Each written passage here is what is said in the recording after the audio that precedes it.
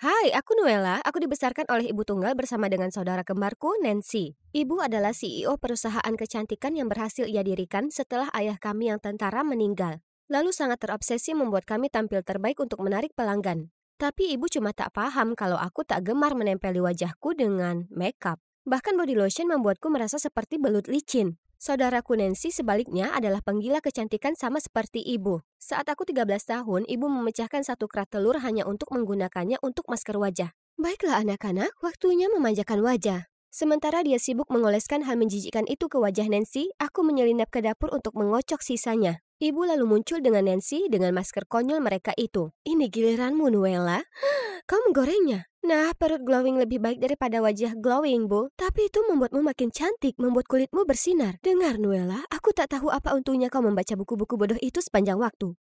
Penistaan, buku adalah kehidupan, Bu. Dan sudah kukatakan padamu, aku ingin menjadi novelis. Seorang novelis, apa kau mau miskin seumur hidup? Itu pekerjaan paling tak berguna yang pernah ada. Itu benar, yang harus kau lakukan yaitu berinvestasi ke diri sendiri untuk terlihat cantik dan pria kaya pasti akan merebut hatimu. Kenapa kau tak bisa seperti Nancy? Bagaimana dengan berusaha mengedukasi dirimu sendiri dan hasilkan uangmu sendiri daripada menunggu tuan kantong uang? Menulis cerita adalah kegemaranku. Menciptakan dunia di kepalaku dan melahirkan karakter memberiku kesenangan lebih dari apapun. Dan ibu mengira aku bercanda hingga ulang tahun kami yang ke-18. Baiklah, buat permintaan, aku akan kabulkan. Aku ingin mengganti lemari pakaianku. Terkabul. Dan kau, Nuela?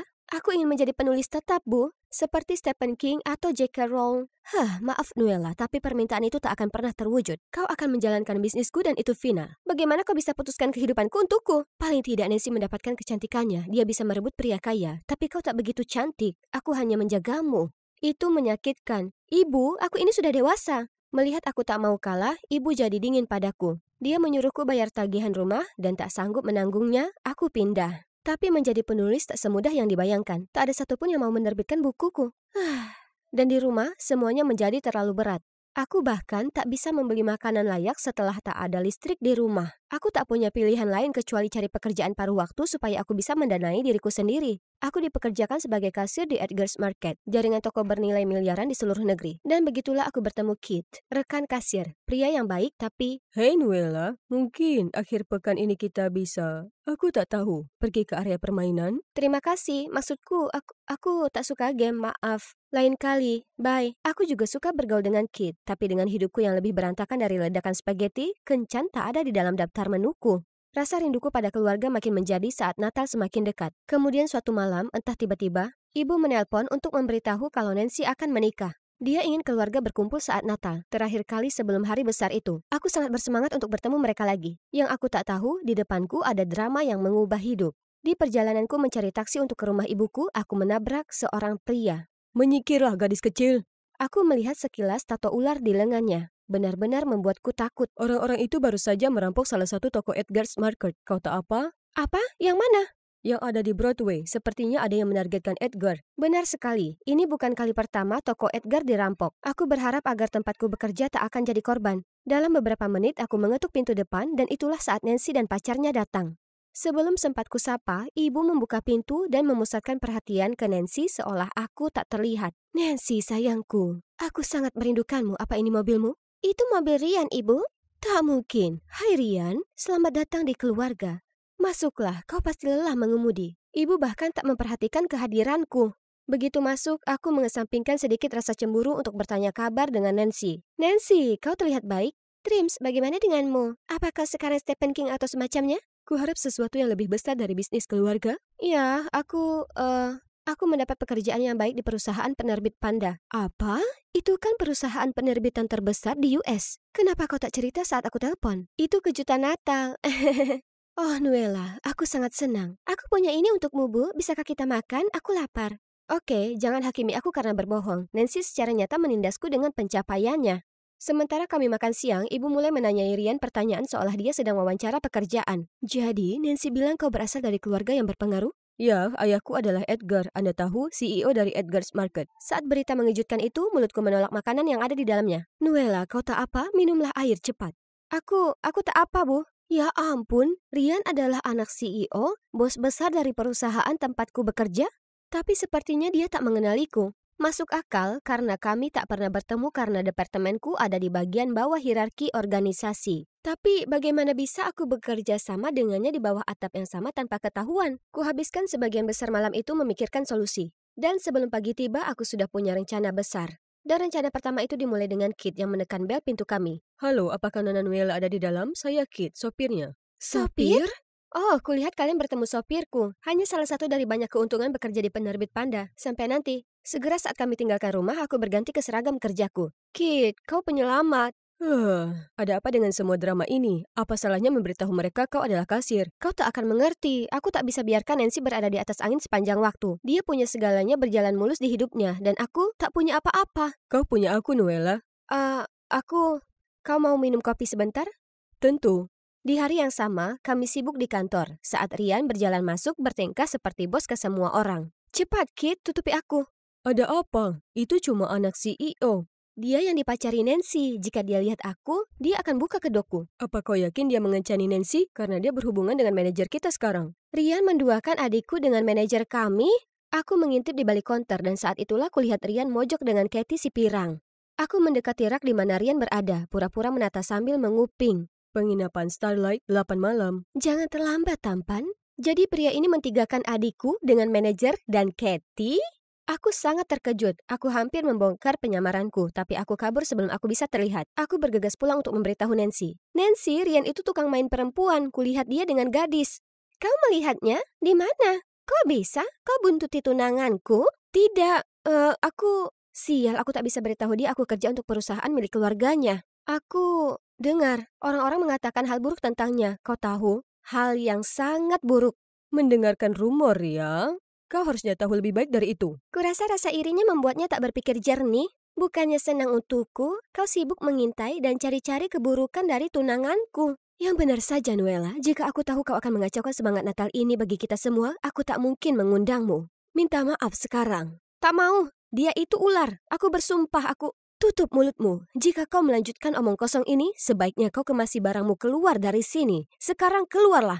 Seolah lantai itu terbelah di bawahku. Aku merasa ditolak, lalu kemudian Rian datang dan menunjukkan padaku identitas pekerjaanku. Bagaimana kau dapatkan itu? Jadi kau kerja di Edgar Store? Apa yang terjadi dengan penerbit Panda? Bukan urusanmu. Keluar. Kau punya nyali mengata-ngataiku, padahal kau sendiri palsu. Lakukan aksi itu lagi, aku akan memberitahu semua orang kalau kau hanya kasir rendahan. Terkekeh dengan jahat, Rian beranjak pergi. Terjebak dan berusaha meredakan ketegangan, aku minta maaf pada Rian dan Nancy, memberikan keuntungan dari keraguan itu. Tapi malam itu, dia membalas lagi keraguanku di depan wajahku saat aku mencuci piring. Dengar, aku tahu kenapa kau sangat cemberut. Aku minta maaf, sekarang menjauhlah dariku. Tapi kamu naksir aku, ha? Jika itu membuatmu nyaman, aku juga suka padamu. Kau sangat unik. Ayo kita jalan, Nancy tak akan tahu.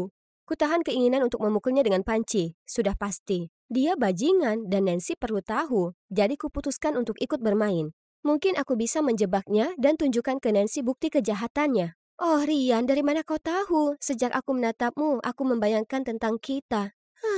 Kalau begitu ayo kita keluar besok malam. Aku akan SMS alamatnya padamu. Bingo. Dan itulah bagaimana ku dapati diriku berdandan untuk kencan sepulang kerja keesokan harinya. Wah, kau tampak menawan. Kau mau kemana? Pujian Kit membuatku merasa berbunga-bunga. Untuk pertama kalinya sejak lama aku merasa cantik. Terima kasih, aku akan keluar. Keluar seperti kencan? Iya, dengan Rian. Biar ku jelaskan. Ku ceritakan ke Kit semua yang kurencanakan, tapi tak satu pun yang kukatakan masuk akal baginya. Ini terlalu beresiko. Bagaimana jika Rian ingin menyakitimu? Aku akan baik-baik saja dan siap menjatuhkan si brengsek itu. Aku tiba di restoran lebih awal, tapi kulihat Rian bersama dengan laki-laki yang kukenali sebagai salah satu perampok Edgar Store. Perawakan yang sama, tato yang sama. Penasaran dan khawatir, aku diam-diam mendekat, menyiapkan alat perekam telepon. Beritahu yang lain, kita serang yang di Jalan New City malam ini. Si tua Edgar itu berani macam-macam denganku. Kita lihat apa dia suka toko-tokonya dijarah. Ya, bos, kita akan siap. Rian menyewa para gangster ini untuk merampok tokonya sendiri? Pria ini seorang psikopat. Nuela, sayang, kau tampak cantik. Tak seperti Kit, pujian Rian membuat kulitku merinding dan pelukannya membuat perutku mulas. Kau akan merampok toko ayahmu? Apa itu juga perbuatanmu, merampok toko di Broadway tempo hari? Itu tokoku di masa depan. Anggap saja aku mengambil gaji di awal. Kau tak akan mengadu, kau tahu apa yang jadi taruhannya. Sayang sekali, sekarang kurasa keselamatan adikku lebih penting daripada harga diriku. Rian berusaha menangkapku, tapi aku menggigit lengannya dan kabur, meninggalkannya mendekap lengannya kesakitan. Aku segera pulang untuk menceritakan tentang Rian. Nancy, Rian itu, tapi aku disambut dengan tamparan keras. Itu karena mencuri lelakiku. Apa? Aku tidak. Temanku melihatmu di restoran dengannya. Aku hanya berpura-pura. Kau tahu apa lagi? Aku menelpon penerbit Panda hari ini, tapi mereka bilang tak ada seorang pun bernama Noella bekerja di sana. Ternyata kau bekerja di toko sebagai kasir? Ya, iya memang, dan aku sangat menyesal. Tapi dengar, Rian itu berbahaya. Dia bekerja dengan geng yang merampok toko ayahnya. Bagaimana mungkin kami bisa percaya? Jika kau bisa bohong soal pekerjaanmu, kau mungkin juga berbohong soal yang lainnya. Kenapa kau terus membuat kami kecewa? Kekecewaan mereka yang begitu nyata terasa seperti dunia runtuh di pundakku. Hanya ada satu orang tersisa untuk dituju. Aku akan temui ayahnya untuk mengungkapnya. Aku punya rekaman dirinya mengakui kejahatannya. Dia akan menyesal main-main denganku. Aku tak yakin itu ide yang bagus karena dia tahu kau tahu. Mari kita pikirkan sesuatu yang tak terlalu berbahaya. Aku akan ambilkan kau sesuatu untuk menenangkanmu, oke? Sementara dia mengambil sesuatu yang menenangkan itu, aku tak bisa menunggu jadi aku menyelinap keluar. Dan langsung menuju ke kantor pusat Edgar. Halo, aku ingin bertemu dengan CEO Edgar. Ini mendesak, seseorang berencana merampok tokonya. Aku punya bukti. Bukti? Hah? Ikut denganku. Pengawal keamanan membawaku ke sebuah lift, lalu kami berhenti di depan sebuah ruangan. Bos, ada seseorang di sini untuk bertemu dengan CEO soal perampokan toko. Dia punya bukti. Pintu terbuka, dan bukannya ayah Rian, aku sedang menatap. Rian? Aku berusaha lari, tapi mereka menangkapku dan mendorongku masuk. Aku sangat ketakutan, seharusnya aku mendengar Kit. Kau penyihir kecil, karena kau, Nancy, mencampakkan aku. Dan sekarang kau melaporkan ke ayahku. Beraninya kau. Dia membuat keputusan yang benar. Kau sangat jauh dari kriteria pacar. Ekspresi marah di mata Rian mengatakan bahwa aku akan tamat. Tapi tiba-tiba Kit menerobos masuk seperti superhero bersama dengan dua polisi dan menyelamatkan hari itu. Jangan bergerak, polisi. Apa kau baik-baik saja? Aku mengangguk dan memeluk Kit dengan lega. Bahunya yang lebar membuatku tenang dan aku tahu aku aman. Kau mungkin sekalian saja menukar telingamu dengan yang lain. Maaf. Kau tak pernah mendengarkan, selalu tak sabaran. Aku tahu, bla bla bla. Kenapa kau keras kepala? Aku membungkamnya dan itu terasa begitu benar. Ternyata ayahnya pernah mengusir Rian karena kebiasaan menyimpangnya. Namun alih-alih membuka lembaran baru, Rian malah membentuk geng mengincar toko-toko ayahnya.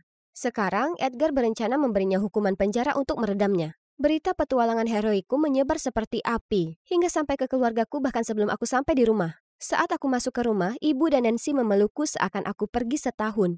Aku menyesal salah menilaimu selama ini. Kau hanya menjagaku. Tapi aku sangat kaget dan patah hati hingga marah padamu padahal sebenarnya Rian yang brengsek selama ini. Aku menyayangimu, Kak. Dan aku sangat menyesal karena berbohong. Aku hanya ingin ibu juga bangga padaku. Tapi aku bangga padamu, Noella. Aku hanya, setelah kesulitan yang kualami karena kehilangan ayah kalian, uang jadi hal terpenting dalam hidupku. Kupikir hanya itu kebahagiaan sejati. Jadi kudorong kalian mendapatkannya. Tapi aku sekarang sadar aku salah. Bayangkan jika Nancy menikahi Rian. Betapa tak bahagianya dia nanti. Entah kau kasir atau Stephen King, aku tidak peduli. Aku hanya ingin kalian bahagia. Selamat Natal sayangku. Itu momen terbaik dalam hidupku. Akhirnya kami dapat saling memahami. Rujuknya kami ternyata membawa keberuntungan karena pada malam Natal aku mendapat telepon dari produser film yang ingin mengadaptasi novelku menjadi film. Kontrak itu akan dibayar jutaan. Akhirnya aku membuat terobosan besar sebagai penulis. Kami merayakan Natal spesial itu dengan makan besar. Dan astaga, apa ibuku dan Nancy terkejut saat Kit muncul? Apa yang sopirmu lakukan di sini? Sopir? Tidak, semuanya kenalkan Kit. Temanku yang ngomong-ngomong baru saja dipromosikan sebagai manajer umum Edgar's Market. Ya, itu sudah diputuskan oleh Edgar, sang CEO. Selamat datang di keluarga kami, Kit. Sekarang maukah kalian melihat gadis ini yang menguasai panggung, membunuh semua pertunjukan? Coba tebak, itu aku. Aku Rina, wanita cantik berbakat seperti ibuku, Demi Grande, penyanyi terkenal. Selain menjadi diva yang mempesona, ibu juga bekerja sebagai pelatih vokal di sekolahku, Akademi Seni Gloria Rowley. Dengan guru terbaik di sini membantuku menyempurnakan semua keterampilanku terdengar luar biasa, kan? Aku unggul dalam segala hal, menjadi MC, menari, acting, menguasai piano. Tetapi tetap saja aku tahu bahwa semua ini tidak akan memuaskan ibuku. Karena ada satu masalah yang tidak terlalu merdu. Aku Tulinada. Pada jam 7, setelah aku bernyanyi sepenuh hati di kelas vokal, guru tanya ke ibuku kapan dia menjemputku. Oh, jadi Rina benar-benar putrimu. Sayang sekali dia tidak mewarisi suaramu. Suaranya jelek sekali hingga kita semua mau tutup telinga. Tapi selain menyanyi, aku masih bisa bersinar di panggung dengan cara lain. Misalnya menjadi MC di pesta pra pendengaran album baru ibuku. Semuanya berjalan lancar hingga track nomor 6 ketika speaker dan layar mati. Sebagai seorang profesional, aku membuat penonton terhibur dengan karisma dan gerakan tarianku.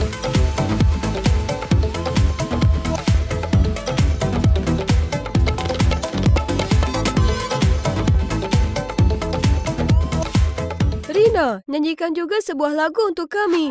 Tiba-tiba penonton lainnya mengangguk setuju. Aku ragu tapi kemudian memutuskan untuk melakukannya. Singkat saja, mungkin tidak buruk. Cause I'm in the stars tonight. So watch me bring the fire and set the night alight. Penonton mulai tertawa. Oh tidak, andai saja Harry Potter bisa meminjamkanku jubah tembus pandangnya sekarang. Tolong bantu aku.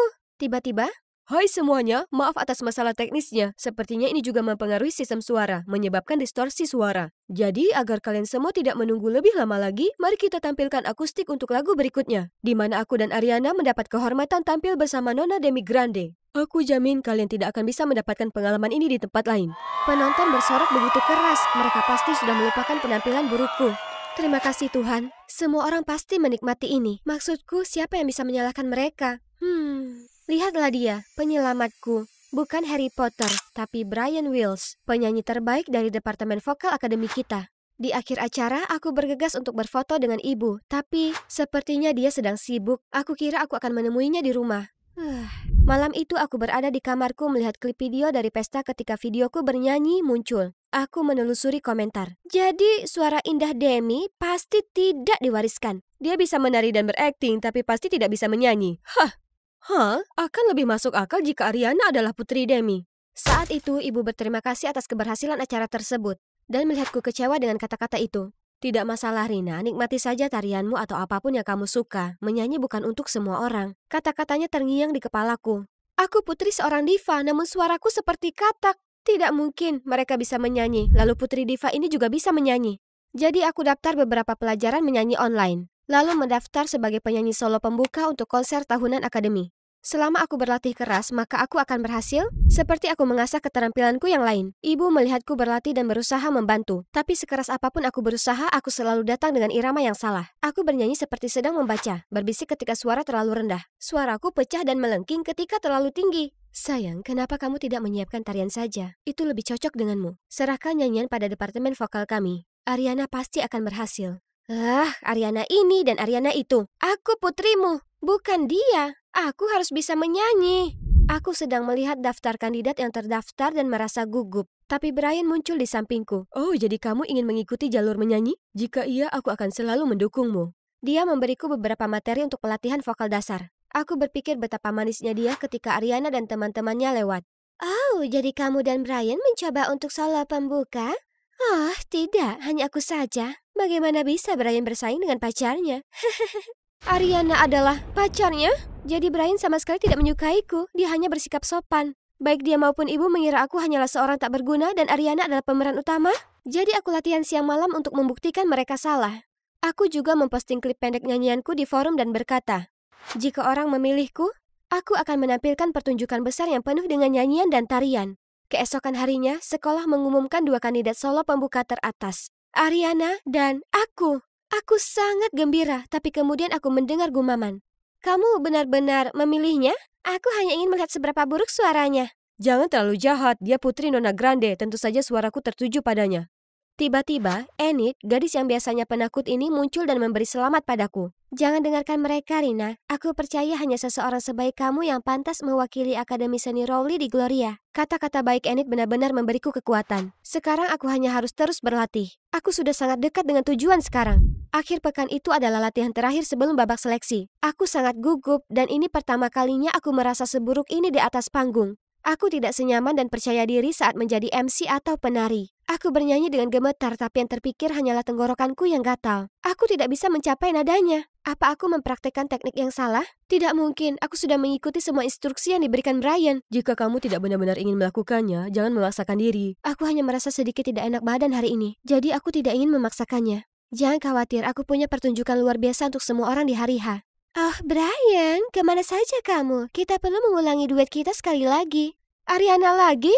Dia pasti mencoba berkelahi denganku. Aku dengan murung melihat sekeliling auditorium dan melihat semua orang dari departemen berbeda sibuk mempersiapkan penampilan luar biasa mereka. Mereka semua berlatih dengan penuh semangat, sementara aku bahkan tidak tahu lagi apa yang aku lakukan. Bagaimana aku bisa menyelamatkan pertunjukan ini? Aku sedang dalam keadaan terpuruk ketika Enid muncul di sampingku. Hei, mau bikin tim? Aku punya vokal dan kamu punya penampilan panggung yang terhebat. Melihat wajahku yang kebingungan, dia melanjutkan. Aku selalu mengagumimu dan sungguh menyedihkan melihatmu seperti ini. Kita hanya ingin acara akademi kita sukses, ya kan? Aku sudah berusaha keras. Semua orang, terutama ibuku, sangat menantikan penampilanku. Aku tidak bisa gagal. Jadi aku setuju untuk membiarkan Enid membantuku melakukan lip sync untuk audisi sekali saja. Lagi pula aku akan pulih tepat waktu untuk konser sebenarnya. Audisi dimulai dengan baik. Enid bernyanyi di belakang panggung dan ternyata suaranya setingkat Taylor Swift. Bahkan lebih dalam perasaannya daripada suara Ariana. Melihat wajah penonton yang terkejut, aku dengan percaya diri memberikan penampilan terbaikku. Tapi aku tiba-tiba menyadari tatapan bingung penonton dan menyadari sesuatu. Enid berhenti bernyanyi. Karena panik, aku menyalakan mikrofon untuk bernyanyi, tetapi suaraku terdengar bergetar. Kedengarannya buruk, tapi aku berhasil menyelesaikan lagunya dan bergegas ke belakang panggung. Segera setelah aku melangkah ke belakang panggung, aku melihat ibuku dan beberapa siswa lainnya termasuk Brian dan Ariana berkumpul di sekitar Enid yang menangis. Bilang mikrofonnya rusak dan dia tidak bermaksud mengecewakanku. Enid, apa yang kamu lakukan di sini? Aku tidak bisa, Ari. Maafkan aku. Aku tidak bisa. Meskipun kamu saudaraku, aku tidak bisa. Apa yang kamu bicarakan? Tunggu, kalian berdua bersaudara? Oh, begitu. Jadi Ariana bekerja sama dengan Enid untuk menyabotaseku. Aku tahu aku bukan orang favorit Ariana, tapi ini rendah, bahkan untuk dia. Sekarang aku menjadi bahan tertawaan semua orang. Itu adalah hari yang buruk, jadi aku hanya ingin meringkuk di kamarku dan ditinggal sendirian. Hanya saja, ibu mengetuk pintuku.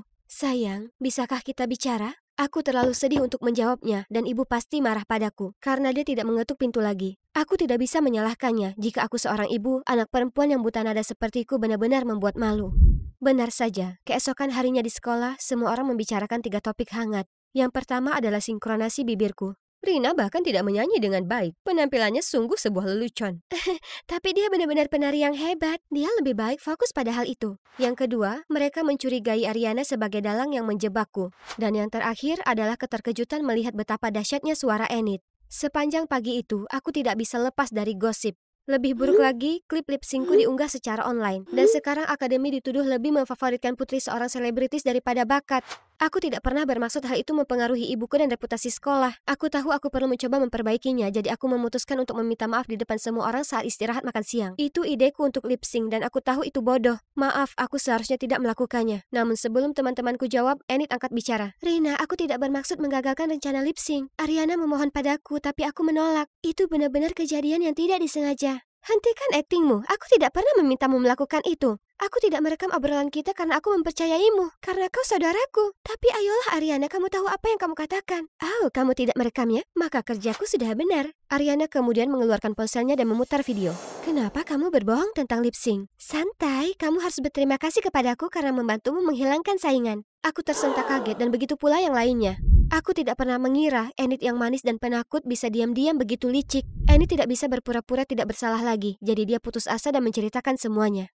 Oke, aku melakukannya, tapi tidak ada dari kalian yang mengerti bagaimana rasanya memiliki Ariana sebagai saudara perempuan. Suaraku lebih bagus, tapi aku tidak bisa bersaing dengannya. Dia cantik dan semua orang menyukainya, sementara aku selalu jadi kambing hitam. Belum lagi obat migrain yang membuatku menambah beban yang tidak bisa hilang ini. Jadi aku merasa terlalu tidak aman untuk berdiri di atas panggung. Aku hanya ingin Ariana merasakan kegagalan sekali saja. Merasakan apa yang aku rasakan. Jadi aku menggunakan Rina untuk memukulnya. Tapi mikrofonnya rusak dan aku malah menyalahkan Ariana. Semua orang masih mencoba untuk memproses semua fakta yang mengejutkan ini. Saat seorang anak laki-laki berdiri. Voila, semuanya sudah jelas. Itu hanya skema egois dari satu orang. Akademi Seni JR penuh dengan siswa yang sangat berbakat. Hentikan rumor bodoh itu. Ternyata pria itu telah melakukan live streaming semuanya. Kini setelah kasusnya ditutup, kredibilitas ibu dan akademi telah pulih. Tapi drama ini masih terlalu berat bagiku. Aku butuh istirahat. Ketika mendengarkan kicauan burung, aku mulai merasa lebih tenang. Tapi kemudian Ariana datang. Aku minta maaf tentang adikku. Memang benar aku sedikit iri padamu, tapi aku bukan pendendam. Iri? Padaku? Tapi kamu cantik, punya suara superstar dan semua orang di sekolah menyukaimu. Bagaimana denganmu? Kamu cantik, multitalenta, bisa menjadi MC, berakting dan menari. Aku hanya bisa nyanyi. Oke, jadi ternyata Ariana tidak sejahat seperti yang kukira. Dia sebenarnya baik. Mungkin seharusnya aku tidak terlalu cepat menghakiminya. Tiba-tiba, Brian menghampiri kami dengan ekspresi khawatir di wajahnya. Tenanglah harimau, aku tidak menyakiti gadismu. Dia milikmu sekarang. Pacarmu? Kenapa di sini dan tidak di rumah? Aku belum siap menghadapi ibu. Dia pasti benci memiliki anak perempuan yang buta nada. Rina, kamu salah karena lip sync, tapi bukan salahmu kalau kamu tidak bisa menyanyi. Bernyanyi bukanlah sesuatu yang wajib bagi semua manusia, ya kan? Tapi, apa kamu tahu betapa bangganya Nona Grande kepadamu? Dia selalu menceritakan kepada kami tentang pencapaianmu dan memutarkan video penampilanmu. Kata-kata bijak Brian membuatku merasa jauh lebih baik. Dia benar, aku harusnya tidak lip sync. Aku seharusnya menerima hal-hal yang sebenarnya aku kuasai dan menjadi diriku sendiri. Setelah bicara dengan Brian, aku merasa siap pulang dan menghadap ibu. Semua orang mengharapkan aku bernyanyi sebaik dirimu. Dan sejujurnya aku berpikir jika aku terus berlatih, aku akan mampu. Tapi kenyataannya aku bukan seorang penyanyi dan aku tidak akan pernah menjadi penyanyi. Aku tahu kamu marah, tapi aku tidak bisa jadi Ariana. Maafkan aku. Sayang, aku tidak ingin kamu menjadi orang lain selain dirimu sendiri. Aku sangat bangga padamu, dan aku minta maaf jika tindakanku terlihat berbeda di matamu. Aku sama sekali tidak marah padamu. Aku sebenarnya hanya ingin memelukmu tadi malam, tapi tidak ada jawaban, jadi aku pikir kamu mungkin perlu waktu sendiri. Jadi, kamu tidak kesal karena aku bukan penyanyi? Tentu saja tidak. Aku hanya ingin kamu bahagia dan mengejar apapun yang kamu sukai. Aku senang ibu dan aku membereskan semuanya, tapi aku tidak bisa berhenti memikirkan Enid dan alasan dia melakukan hal itu. Jadi, aku mengiriminya pesan. Lip sync keputusan buruk, tapi aku sadar tidak ada orang yang pandai dalam segala hal. Kita semua punya kelebihan. Kelebihanku bukan menyanyi, itu kelebihanmu. Suaramu benar-benar indah, jangan biarkan apapun menghentikanmu melakukan apa yang kamu suka. Aku senang kita baik-baik saja. Benar sekali. Jadi bidadari penyanyi tidak membutuhkan sosok yang kaku. Terima kasih, dan aku minta maaf. Aku lega semuanya sudah beres, dan Enid mempelajari kesalahannya dan sekarang menyadari betapa menakjubkannya dia. Aku dengan cemas menunggu di belakang panggung untuk penampilanku. Untungnya aku punya Brian untuk mendukungku. Meskipun dia terlalu banyak rewel. Aku hanya penari cadangan, periksa Ariana. Dia bintang pertunjukannya. Bukan aku dalam pikirannya. Kamu adalah prioritasnya. Hei, dia bahkan melepaskan kesempatan pertunjukan pembuka untukmu. Hah? Kamu benar-benar melakukan itu untukku? Prioritasmu? Sejak kapan? Ya, sejak aku melihatmu menjadi MC di hari pertama sekolah.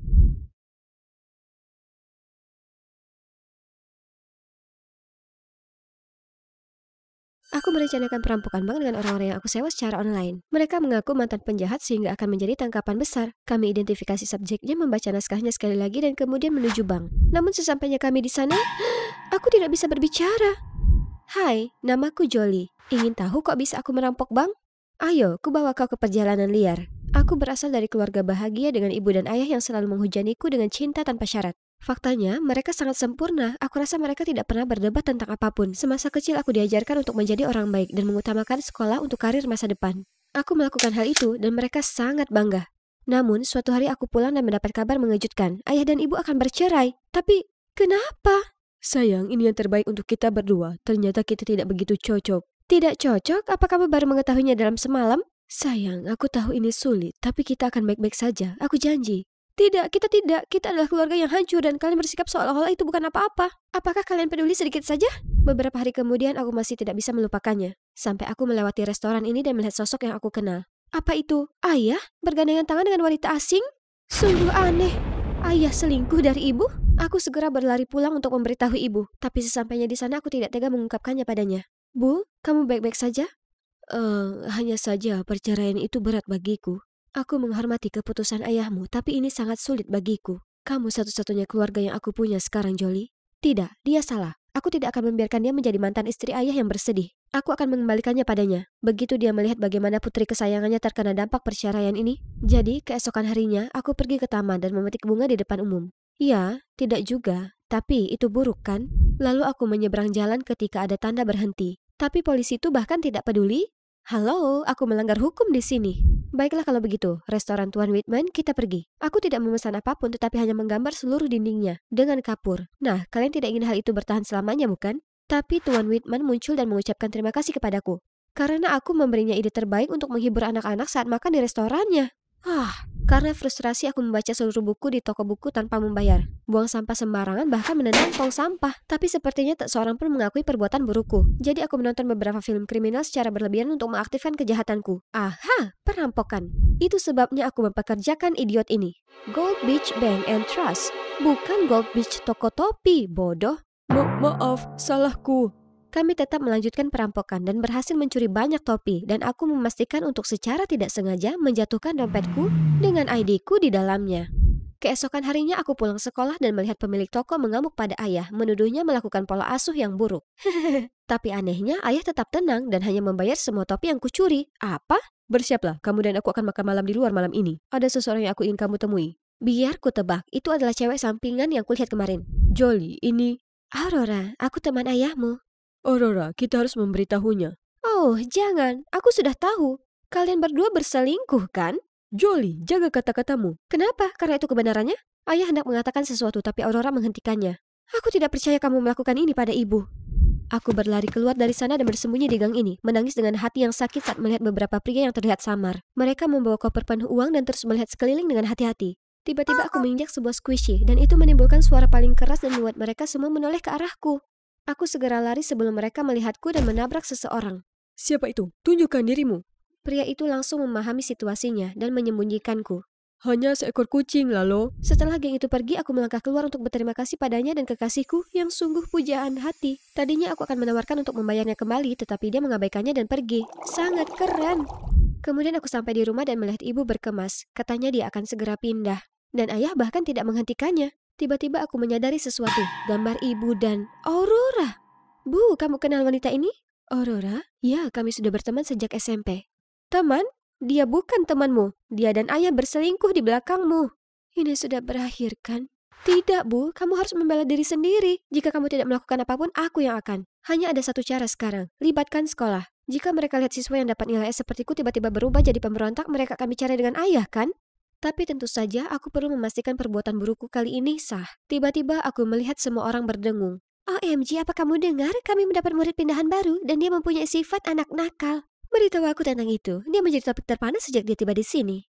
Ya Tuhan, dia datang ke sini. Aku berbalik dan rahangku terjatuh. Itu adalah pria yang kutemui kemarin. Tiba-tiba langsung menuju ke arahku. Ini dia. Kamu mencariku? Tidak, tapi aku hanya bosan dengan orang-orang di sekitarku. Ayo pergi dari sini. Jadi siswa pindahan ya? Apa yang terjadi dengan rambutmu? Kupikir aku mengubahnya sedikit loh. Lebih cocok untuk sekolah. Tunggu, bukankah kamu seperti anak nakal? Kenapa kamu mengikuti aturan? Aku mendapat sedikit reputasi, tapi aku siap mengubah caraku. Tidak, orang baik finish terakhir. Apa kamu tidak dengar? Itu sebabnya aku mencoba berubah juga untuk sedikit membumbuinya. Jadi, tolong ajari aku untuk menjadi anak nakal. Jika kamu sangat menginginkannya, tentu saja. Yeay, terima kasih pria cantik. Oh, badanmu bagus juga. Tyler dan aku memulai rencana pemberontakanku yang baru. Oke, tunjukkan yang kamu punya. Aku langsung mendatangi sekelompok kutu buku, membanting tanganku ke atas meja, mengambil burger seorang cowok dan mulai melahapnya. Ini kentang gorengnya. Apakah orang tuamu membuatmu kelaparan? Tidak. Aku segera berdiri dan pergi, dan melihat Tyler yang sedang menertawakanku dengan histeris. Itukah gagasanmu untuk bersikap jahat? Aku tahu aku tidak berbakat, itu sebabnya aku mau kamu mengajariku. Tyler kemudian mengajariku beberapa lelucon, dan itu sadis. Kami menutup pintu dengan 20 kunci yang berbeda dan menikmati melihat guru berjuang untuk membuka semuanya. Menyalakan layar untuk menampilkan banyak kunci selama kelas. Kemudian memutar suara bel berbunyi setiap 15 menit membingungkan semua orang. Yang paling menarik adalah mendapatkan banyak popok dewasa dikirimkan ke kepala sekolah tercinta. COD. Ketika kepala sekolah bertanya siapa, aku dengan bangga menerima tindakan tersebut. Apa kamu mau menjelaskan dirimu sendiri? Kepala sekolah, aku mungkin terlihat nakal saat ini, tetapi itu karena orang tuaku akan bercerai. Aku tidak bisa makan, tidak bisa tidur, pikiranku kacau, aku... Baiklah, aku mengerti. Yesus, aku bahkan berbicara dengan orang tuamu. Kamu bisa pergi sekarang. Ayah tersayang, mari kita lihat bagaimana kamu menangani ini. Saat aku keluar, Tyler sudah menungguku. Dia mengantarku pergi, lalu berhenti di danau yang indah ini. Kamu tidak memberontak karena kamu bosan, kan? Aku menghela nafas, lalu mulai menuangkan keluar semua yang selama ini memendam dalam diriku. Sepertinya milik keluarga Norma adalah sebuah kemewahan bagi kita berdua. Apa maksudmu? Aku sebenarnya dibesarkan di panti asuhan, tapi aku tidak senang di sana, jadi aku kabur. Aku berakhir di jalanan dan menyebabkan masalah. Untung saja ayah angkatku memperhatikan dan mengadopsiku. Aku sangat berterima kasih sampai hari ini, jadi aku selalu berusaha membantunya dalam bisnis ini. Ayahmu punya bisnis? Apa yang dia lakukan? Tyler tidak menjawabku. Ketika kami kembali, Aurora sudah ada di sana menungguku. Apa yang kamu lakukan di sini?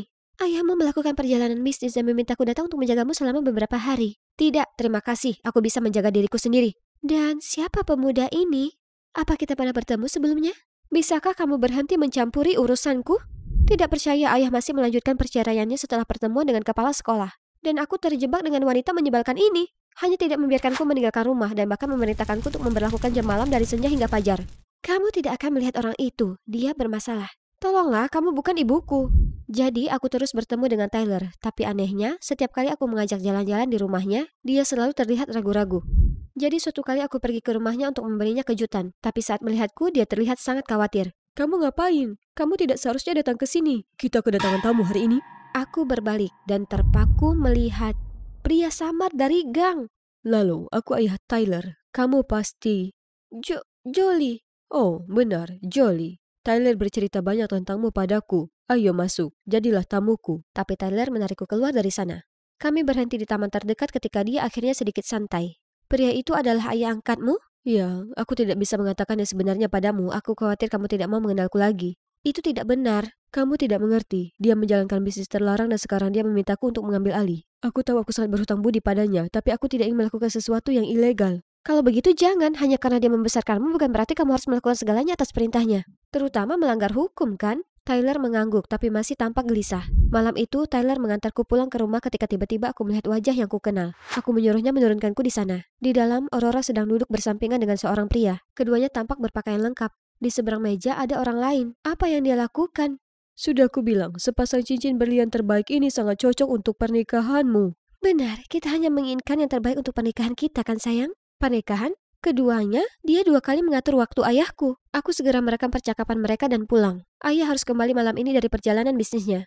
Namun saat aku menceritakan semuanya pada ayah, bahkan dengan rekamannya, dia tetap tidak mempercayaiku. Apa yang kamu bicarakan? Aku belanja sepanjang hari dengan teman-temanku. Sudah aku bilang begitu. Ayah, kamu akan sangat menyesali ini. Dan kamu, jangan pernah berpikir kamu bisa lolos begitu saja. Aku tidak akan pernah menerimamu ke keluarga ini.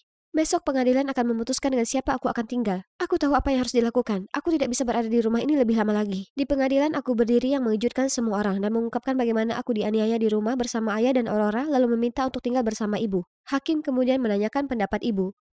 Aku tidak begitu yakin. Jolie, sebaiknya tinggal bersama ayahnya saja.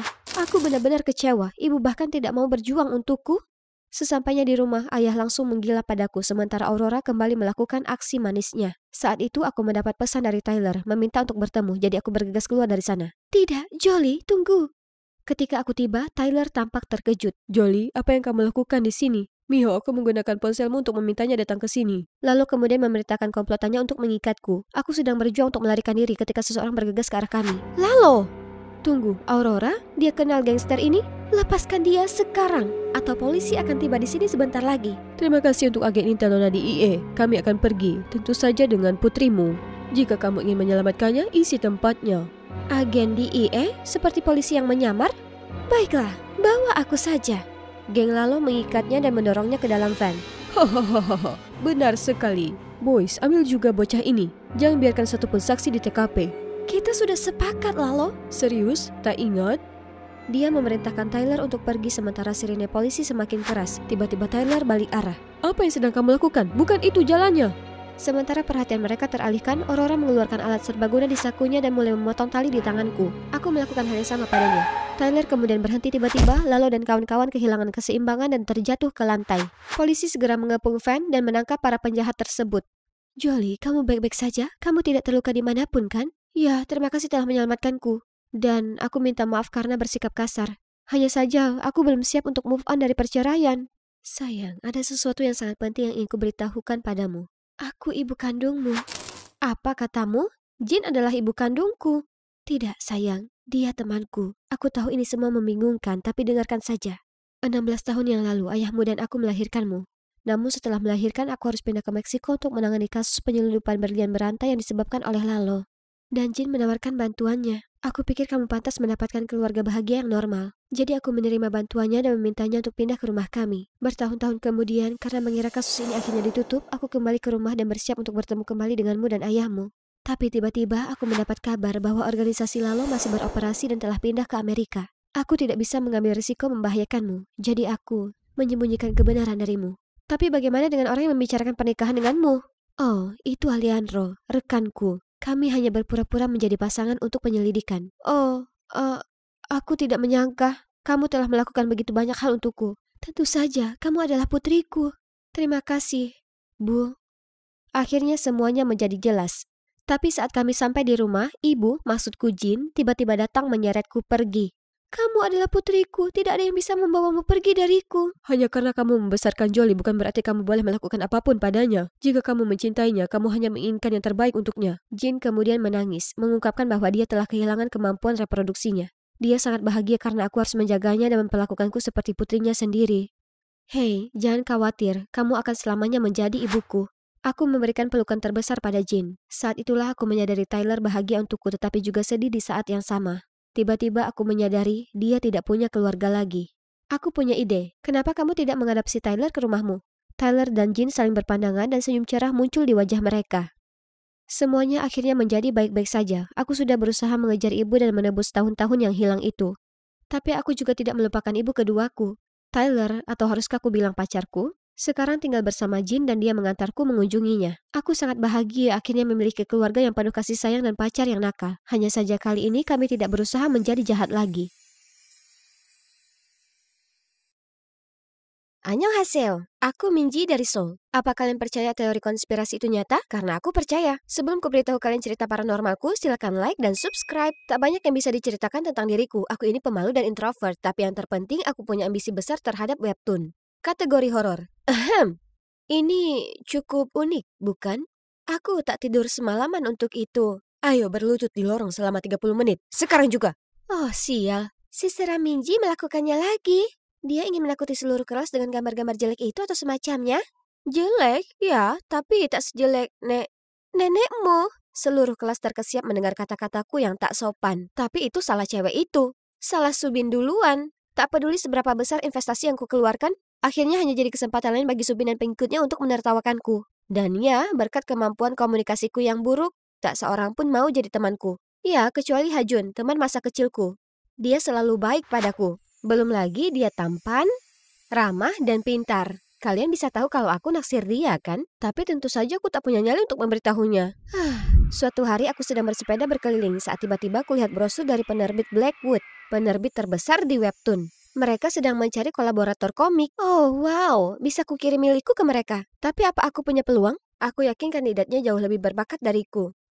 Kurasa aku sebaiknya berhenti berkhayal. Tepat saat itu seorang anak yang bermain skate menuju arahku. Aku berhasil menghindarinya tapi akhirnya menabrak pagar trotoar. Kurasakan diriku melayang di udara, lalu semuanya jadi gelap.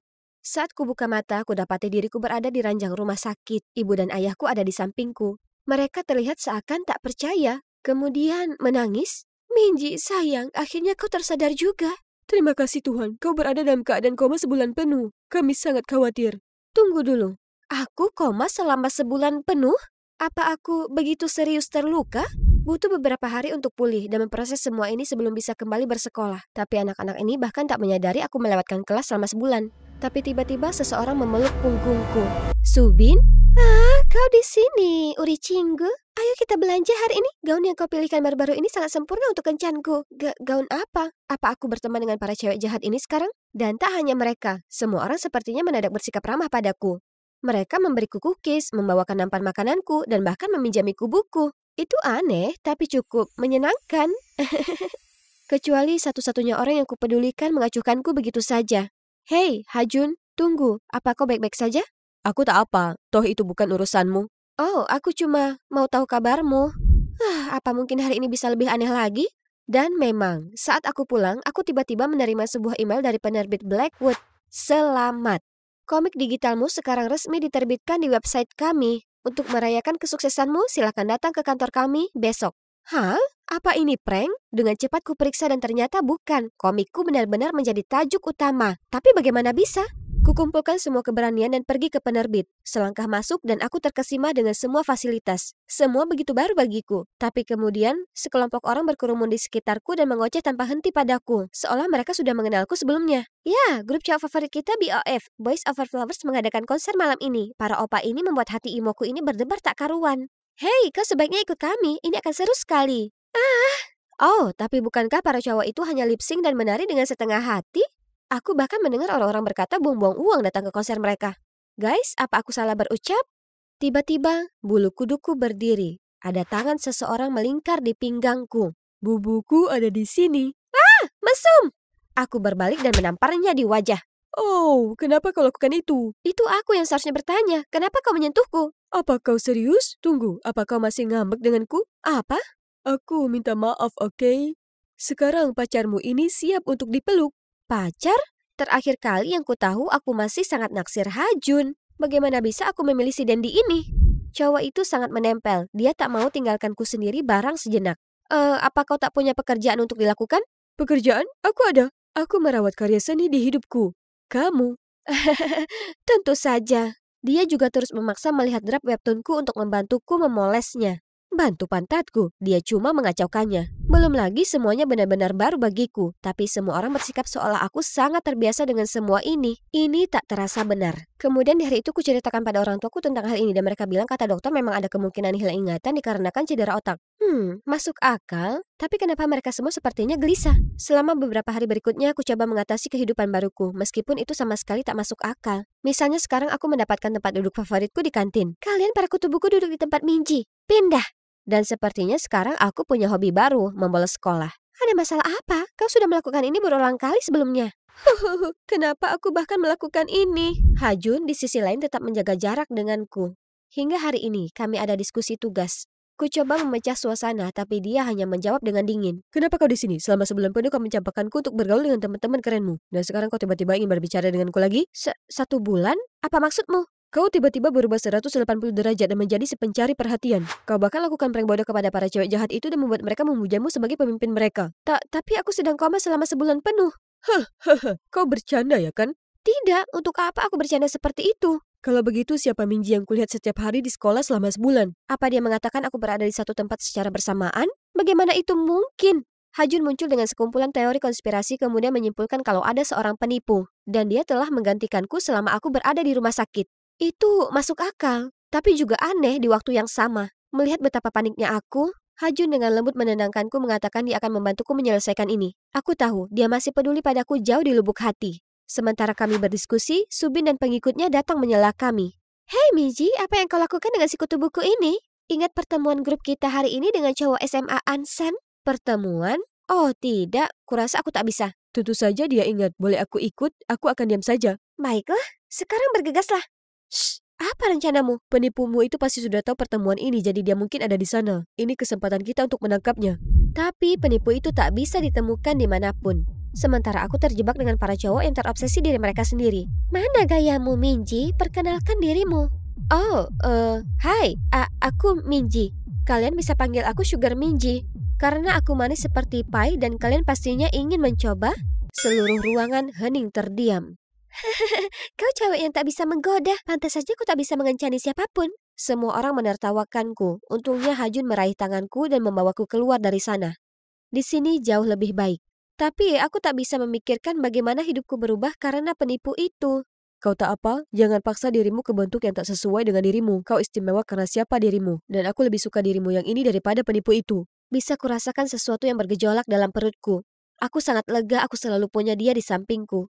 Pagi berikutnya, Subin dan pengikutnya tiba-tiba datang meminta maaf karena menertawakanku. Tapi kenapa? Bukankah kau kembali kemarin malam dan marah pada kami? Menyuruh kami untuk meminta maaf padamu di depan umum hari ini? Aku begitu? Jadi peniruku memang datang ke karaoke. Apa dia dengan sengaja mengikutiku? Kemudian di hari itu aku pergi memberitahu Hajun soal ini. Tapi kenapa dia harus melakukan itu? Maksudku dia berusaha untuk membelamu ya kan? Aku tak tahu, itu pasti bagian dari rencananya atau apa. Aku harus menemukannya segera. Tiba-tiba aku mendapat pemberitahuan dari live streaming para cewek jahat itu di kafe. Wow, coba tebak siapa ini guys? Oh, ternyata gadis kecil kaya kita ini seorang pelayan. Dan dia berani memandang rendah kami selama ini. Mereka mengarahkan kameranya ke arah gadis miskin yang mereka bicarakan itu. Dan dia terlihat persis sepertiku. Itu dia. Aku dan Hajun segera bergegas ke kafe. Dan melihat Subin dan penipu itu hendak saling terjang. Ada apa ini? Minji? Apa? Kenapa ada 2 Minji? Ini hantu. Guys, lari. Kau, siapa kau? Dan kenapa kau berpura-pura menjadi aku, kau penipu? Minji, akhirnya kita bertemu. Aku saudara kembarmu, Minha. Saudara?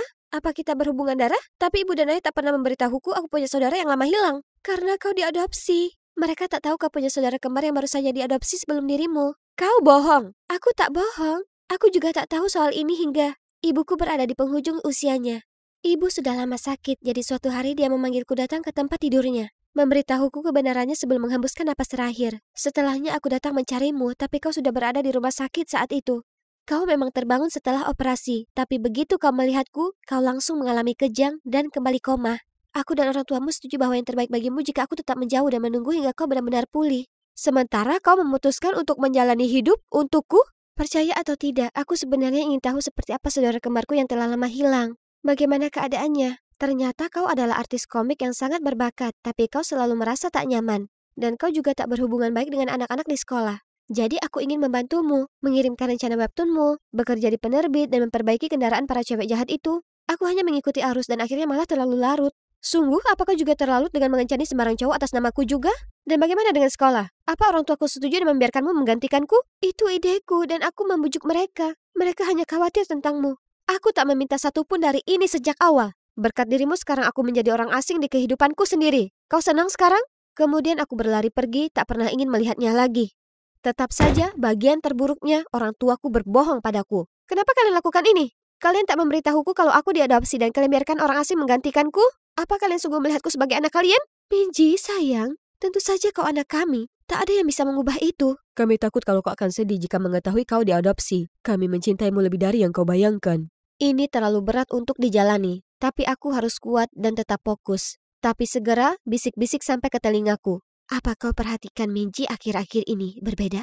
Dan bahkan agak sedikit membosankan. Di mana Minji nakal kita yang biasanya? Hei, apa kau rasakan aura buruk dari Minji akhir-akhir ini? Entah kenapa dia kembali jadi kutu buku cemberut dan menyeramkan lagi. Astaga, kenapa semua terus membandingkanku dengan penipu itu? Hei, kau baik-baik saja? Tidak, semua orang sepertinya menyukai Minha dan dia baru di sini selama 1 bulan. Tapi tak ada yang peduli denganku. Aku peduli tentangmu. Kau selalu punya aku, temanmu yang tampan ini siap membantu. Terserah katamu, jika dipikir-pikir saudaramu hanya bermaksud baik. Terlepas dari caranya, dia hanya ingin membantumu lebih terbuka dan memperlihatkan bakat terpendammu ke dunia. Apa yang Hajun katakan membuatku berpikir malam itu. Mungkin dia benar. Jika bukan karena dia, webtoonku yang baru akan selamanya terkunci dalam iPadku. Lagi pula, dia hanya menganggapku sebagai keluarga. Aku harus menemuinya sekarang. Hei, aku datang untuk minta maaf. Aku bisa lihat maksudmu baik, dan aku malah bersikap tak tahu berterima kasih. Aku minta maaf. Dan juga terima kasih, Yoni. Tak ada yang perlu dimaafkan. Itu salahku karena bertindak sendiri dan membiarkan diriku sendiri jatuh hati dengan Siwoo. Aku belum memberitahunya, tapi aku akan cari kesempatan itu. Maaf karena menyeretmu masuk dalam urusanku. Aku melompat ke dalam pelukannya dan merasakan air mata bahagia mengalir di pipiku. Setelah reuni penuh air mata itu, kami habiskan berjam-jam bertukar kabar satu sama lain. Rasanya seperti membaca pikiran, pasti karena ikatan saudara kembar ya? Aku bahkan mengundangnya ke rumahku dan kami menghabiskan waktu yang menyenangkan. Selama beberapa hari, aku hanya fokus pada webtoon dan mengenal diriku sendiri dengan baik. Dengan bantuan Hajun, aku sekarang lebih nyaman dan percaya diri berbicara dengan orang lain. Suatu hari di penerbit, saat aku sedang istirahat dan ngobrol, ada kolega yang bergegas masuk. Miji, apa kau sudah dengar berita? Webtoonmu menang hadiah utama penghargaan komik. Komik? Penghargaan paling terkenal di dunia webtoon? OMG, aku sedang mimpi ya? Kerja kerasku akhirnya membuahkan hasil. Aku sedang merayakan dengan kolegaku saat entah dari mana, Siwoo menyeretku keluar. Kau sebaiknya umumkan aku sebagai rekan penulis. Aku membantumu dengan sketsa, naskah, pewarnaan, ini dan itu. Ingat? Apa? Kau hanya mengacaukannya? Apa kau bahkan tahu ceritanya itu tentang apa?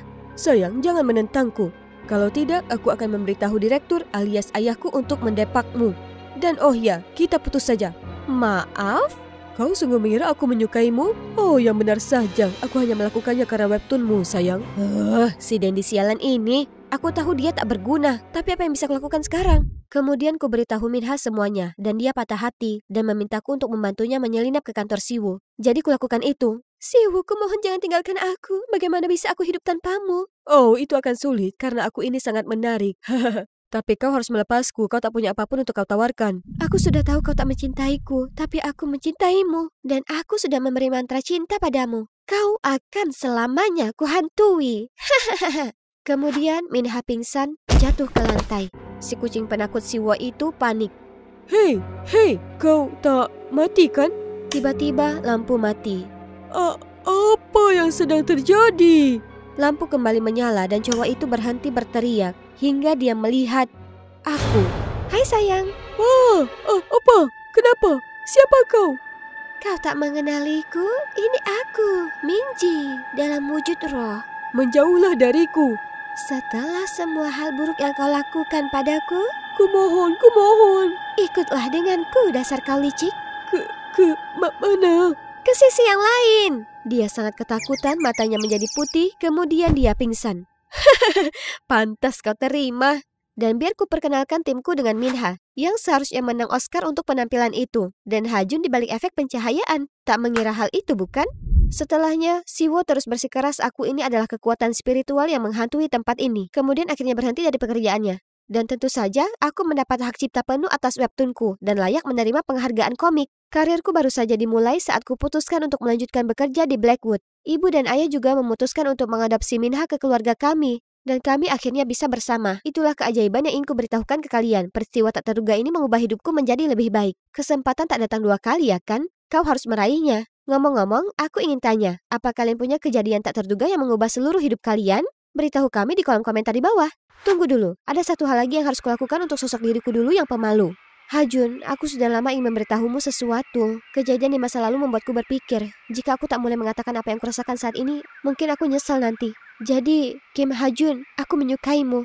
Sangat suka. Akhirnya butuh waktu selama itu bagimu. Saat kau berada di rumah sakit, kau bukanlah Minji yang kukenal. Yang membuatku panik membayangkan bagaimana jika aku tak bisa melihatmu yang sesungguhnya lagi. Sungguh menenangkan kau masih ada di sini, karena aku juga sangat suka padamu.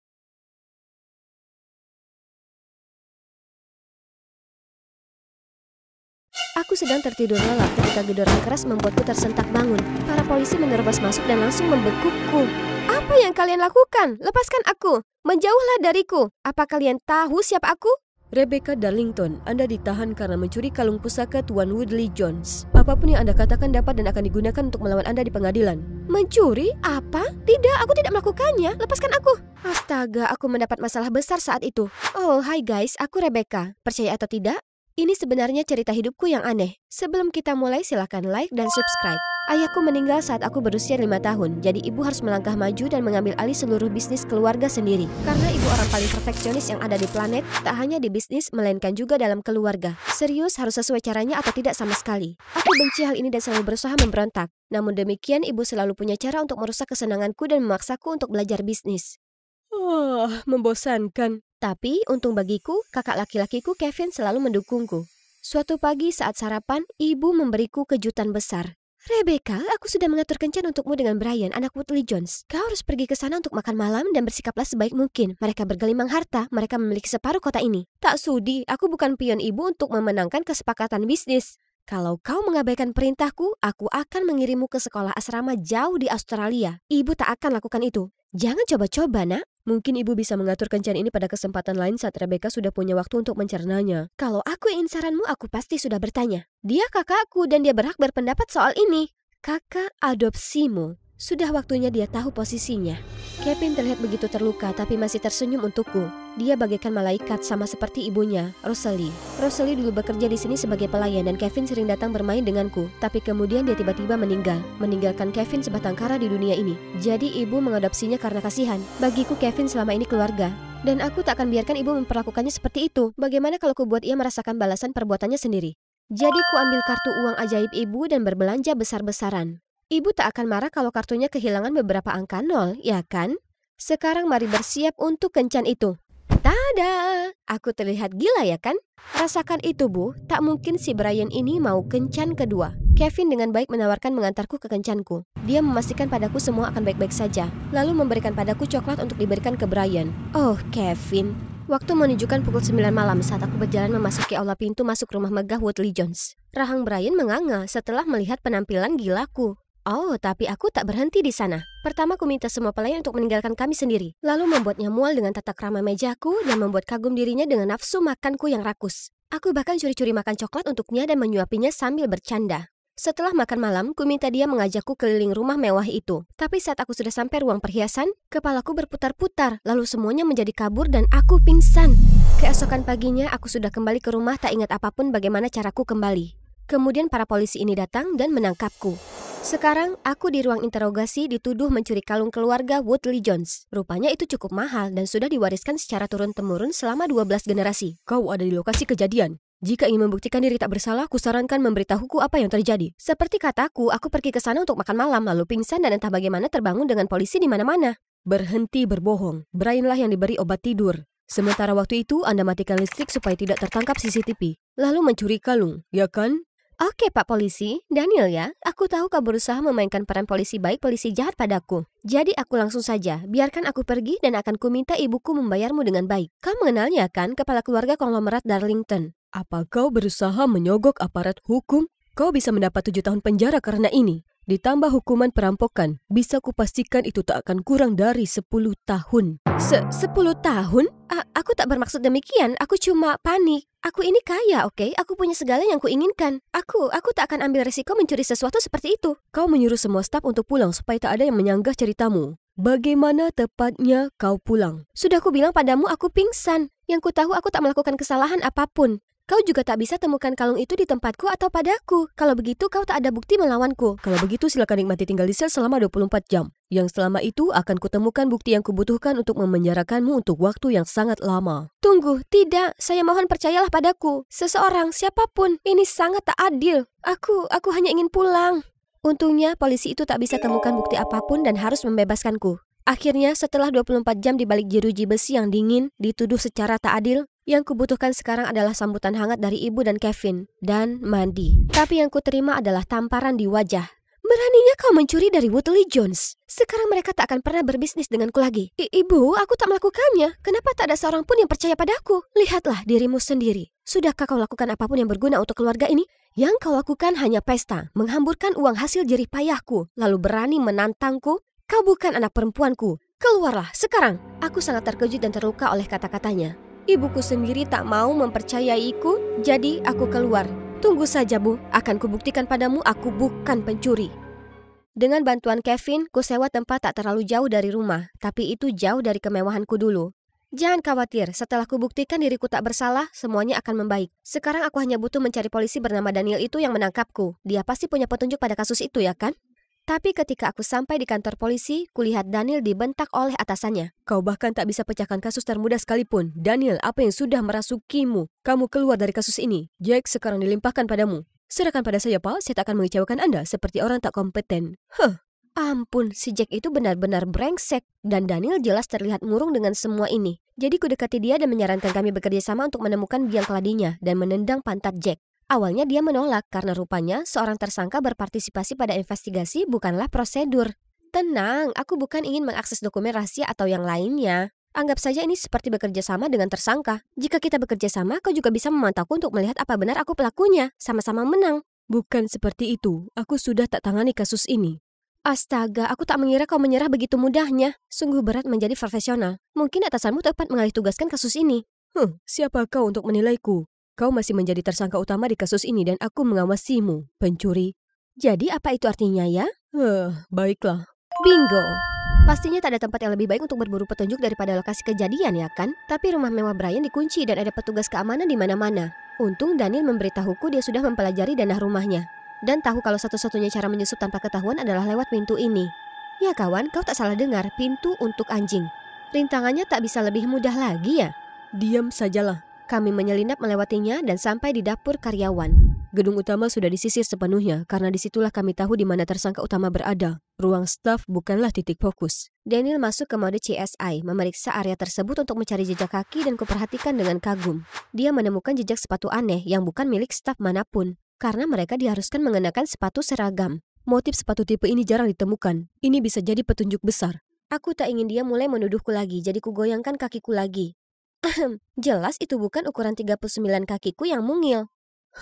Aku tak bilang apapun tentangmu. Ini jelas milik laki-laki dengan ukuran kaki 46. Apa itu komplotanmu? Apa dia Bigfoot atau semacamnya? Apa kau gila? Komplotan siapa? Dasar kau gila. Shh, apa kau berusaha membuat kita ketahuan?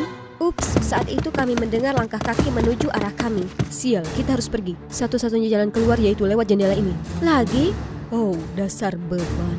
Daniel meraih tanganku lalu kami berdua loncat melalui jendela. Plak, sepatunya tepat di wajahku. Aduh, singkirkan kaki kotormu dariku. Aku berusaha bangkit dan akhirnya kami ciuman. Ciuman pertamaku. Tunggu, suara apa itu? Aku berbalik dan melihat 2 anjing besar menggeram ke arah kami. Kita lari di hitungan 3. Oke, 1. Lari saja. Kami berlari menuju jalan raya dan menyetor taksi, meninggalkan anjing-anjing ganas itu.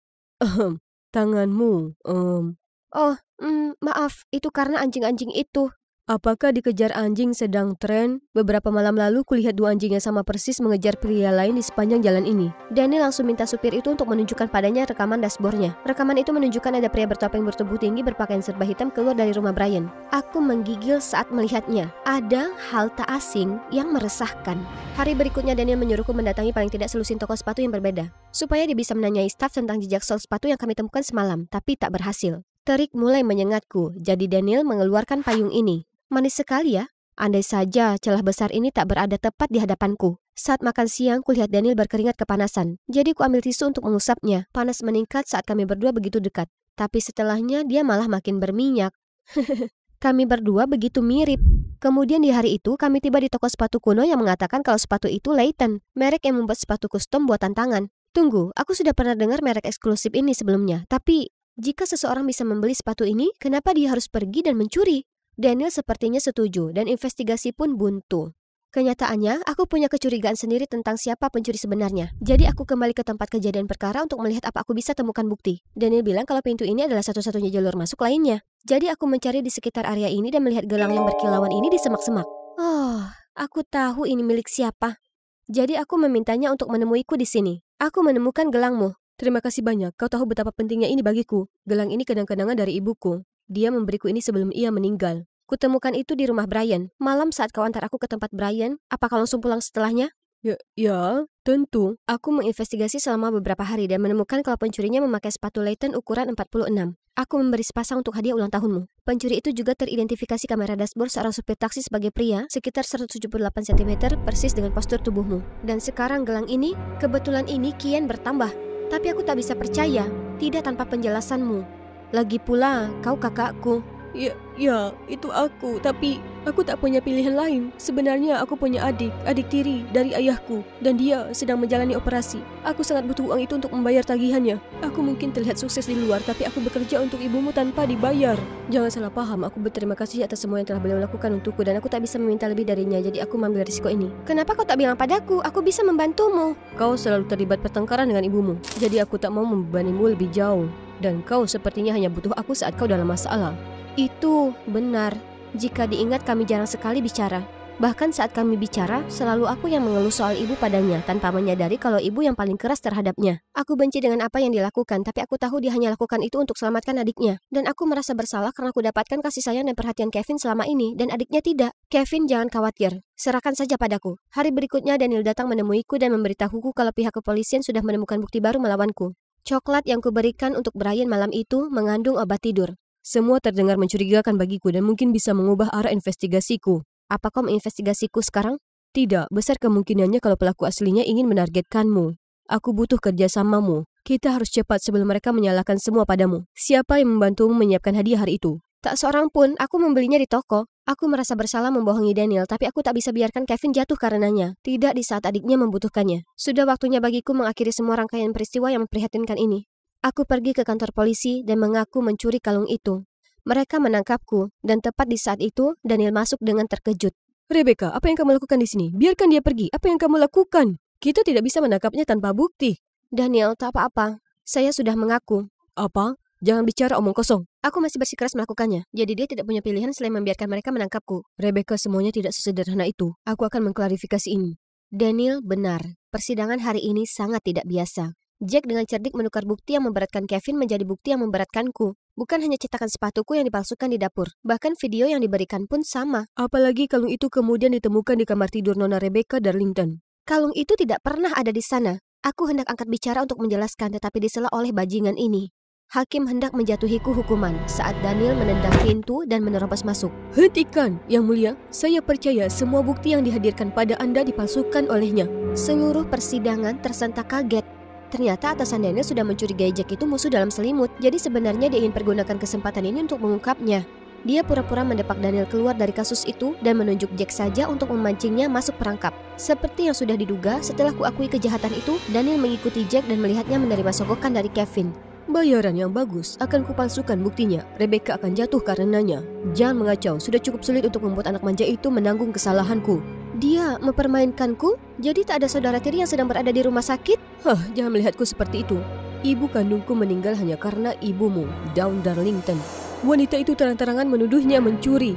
Ibu sangat terpukul hingga mengalami serangan jantung dan meninggal. Daun hanya mengadopsiku karena merasa bersalah dan dia memperlakukanku seperti sampah, membuatku lakukan banyak hal untukmu. Jadi kuputuskan untuk balas dendam, menunjukkan ke mereka bagaimana dituduh akan sesuatu bisa menghancurkan hidup. Tapi lihatlah kemana pembalasan itu membawanya. Dia menjadi monster, dan aku sungguh bertanya-tanya apa itu sepadan? Akhirnya baik Jack dan Kevin masuk penjara. Sayangnya tanpa Kevin sebagai personel kunci untuk membantu bisnis keluarga, bisnis mengalami kekacauan. Jadi kutawarkan bantuan pada ibu soal itu. Kau mau melakukannya? Setelah semua yang kulakukan padamu? Kita keluarga, aku juga merasa bersalah karena meremehkan ibu dan apa yang telah ibu berikan padaku. Aku sangat malu atas bagaimana aku memperlakukanmu. Aku bersikap dingin, mengatur dan tak adil, baik padamu dan Kevin. Ini salahku dia melawan kita dan berusaha balas dendam. Ibu, pasti berat bagi ibu menjalankan bisnis dan merawatku dan Kevin, terutama tanpa ayah. Aku memaafkan ibu dan hanya ingin melupakannya lalu mulai dari awal lagi. Sekarang tinggal satu orang lagi untuk menebus kesalahan. Rebecca, aku tak mengira kau akan mau menemuiku lagi. Tidak, aku sangat marah. Tapi kemudian aku sadar kalau bersikap seperti itu tak akan membawaku kemana-mana. Memaafkan orang lain berarti memaafkan dan membebaskan diri kita sendiri. Aku berjalan keluar dari penjara merasa jauh lebih positif mengenai semua itu. Dan melihat Daniel sedang menungguku. Menurutku kita bisa jadi tim yang baik. Bagaimana kalau menjadi partnerku? Partner? Untuk tujuan investigasi atau untuk menjalani hidup? Bagaimana kalau keduanya?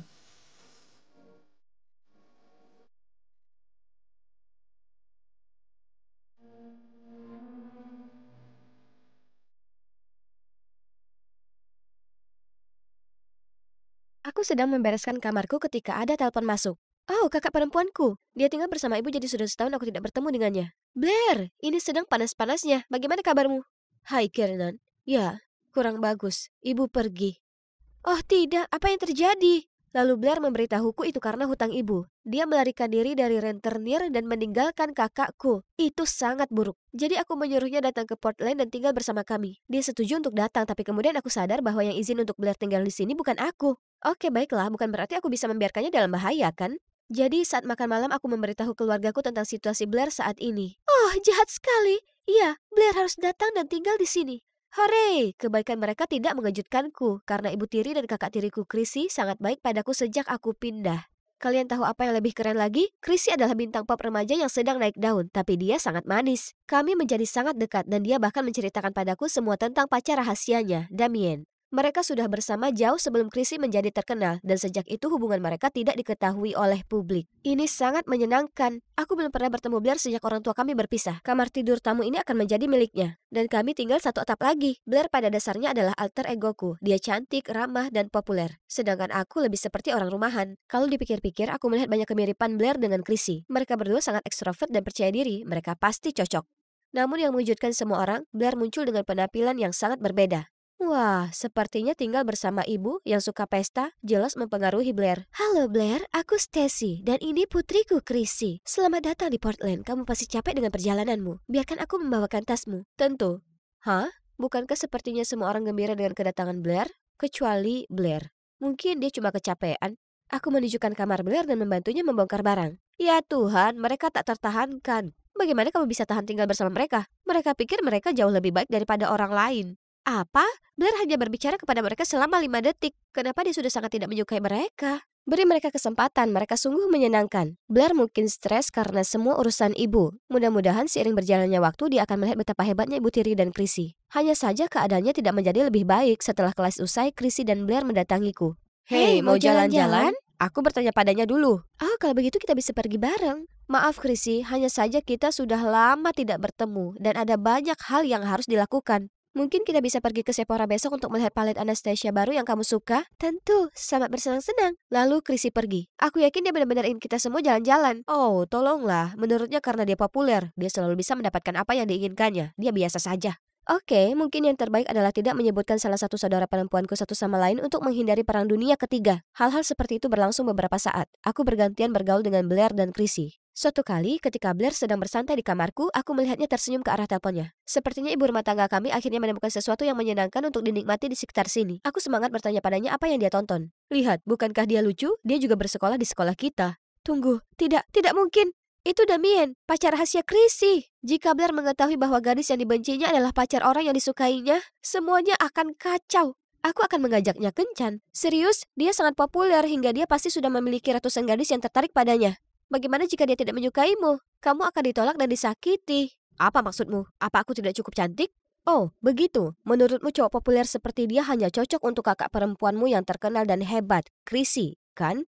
Tidak, bukan itu maksudku. Kamu cantik bahkan di luar kemampuannya. Kamu berhak mendapatkan cowok yang punya waktu hanya untukmu. Jadi kenapa repot-repot bersaing untuk mendapatkan perhatian dari orang seperti di... Oke, terima kasih, tapi dia tipeku. Aku akan minta nomor teleponnya Senin pagi.